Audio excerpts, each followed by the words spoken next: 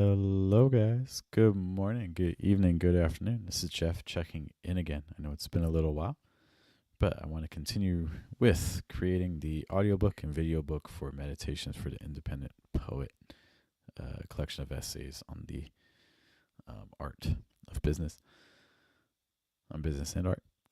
A quick note, if you're watching this on Facebook, that the video book versions, unfortunately, I've noticed that Facebook deletes them after 30 days. But I have good news. If you find the at Who Is Jeff Anderson YouTube channel, you can find all of the video versions there. So if you lose them on YouTube, but you want them, you can find them for free on the YouTube channel. Today, we're going to be taking a look at a couple more riffs. We're going to be looking at riff, starting with riff number 64, and then at least try to get to 63. And it starts off more or less like this. Riff 64. An object's form deserves observation and contemplation separate from its materials. Marcus Aurelius. Not every tomato on the vine gets plucked. Not every apple on the tree picked. No matter how good the poetry offer is, I design it to be rejected at some point. Most likely by most people. Ideally, this rejection is caused by self-selection. The person realizes the offer is not for them. This is why having a conversation before a purchase is helpful, because together we learn what the problem is that needs solving, why a solution is even needed, and whether the solution that I have fits. During these talks, I actually try to dissuade. My offer is expensive. There are cheaper options. My offer may take time to implement. The results may not seem immediate. Someone who's still interested in buying will counter my objections themselves. The cheaper options don't work as well. It isn't reasonable to expect a quick fix. The other offers aren't trustworthy. The more counters a buyer gives, the less I have to sell the offer to them. To have this discussion in the first place, however, requires creating a poetry offer that meets the buyer's expectations of quality, not my own definitions of quality. The buyer determines the value. The ugliest apple may have the sweetest taste. The smallest tomato might be the perfect complement for a dish. The more I can see my offer through the eyes of the intended buyer, and the less I see the offer through my biased perspective, the better I can be at giving the offer.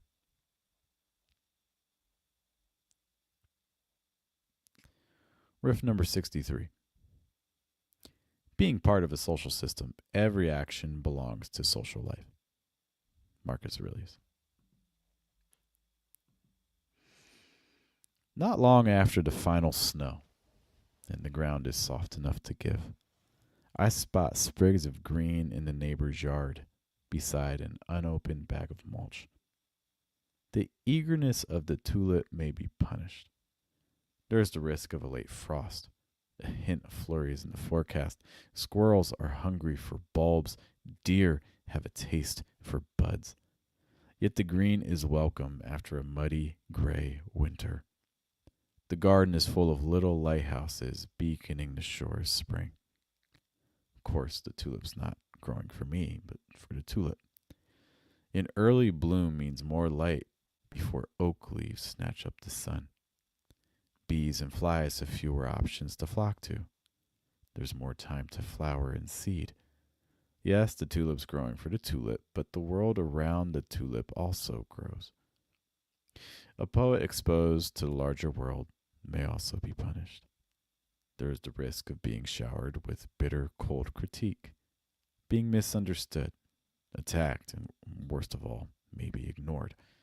However, once a poet moves towards using poetry not only for a personal artistic need, but to grow the world around the poet grows. The tulip does not know each bee that takes pollen. The tulip does not know exactly when the fly last ate. In fact, the tulip may not even know where the bees or flies come from. Not that knowing a Where to find a nest or a hive would help, as the tulip can't move closer.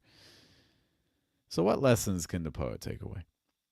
The tulip knows the colors that serve its world, not the entire world, just those who need what the tulip gives. The tulip grows when and where it can be found. The tulip risks failure in order to live most. The tulip must be willing to be wrong.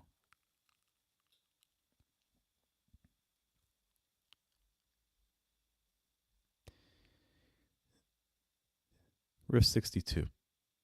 If able to do or say, then there are no excuses.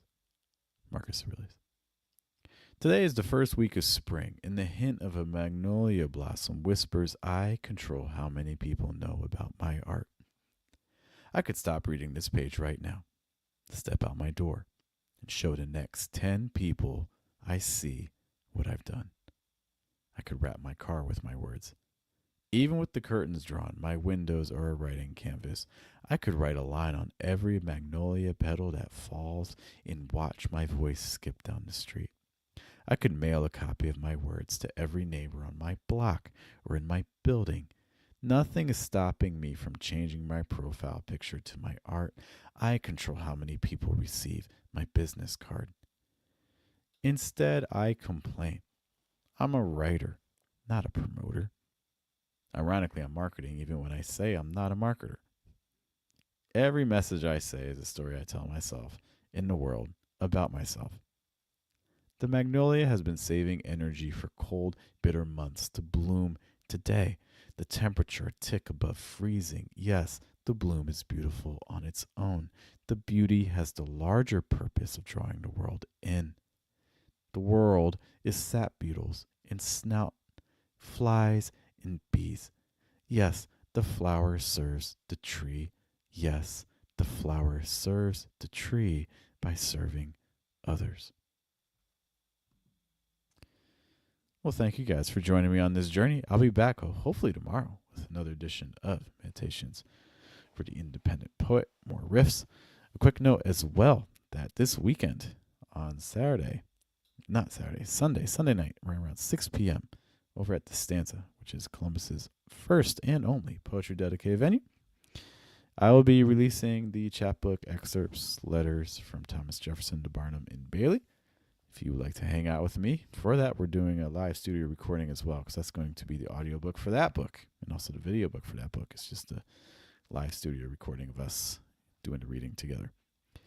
Thank you guys so much for your time. I hope to see you later. Hope you guys have a good day, have a good night, and a good afternoon.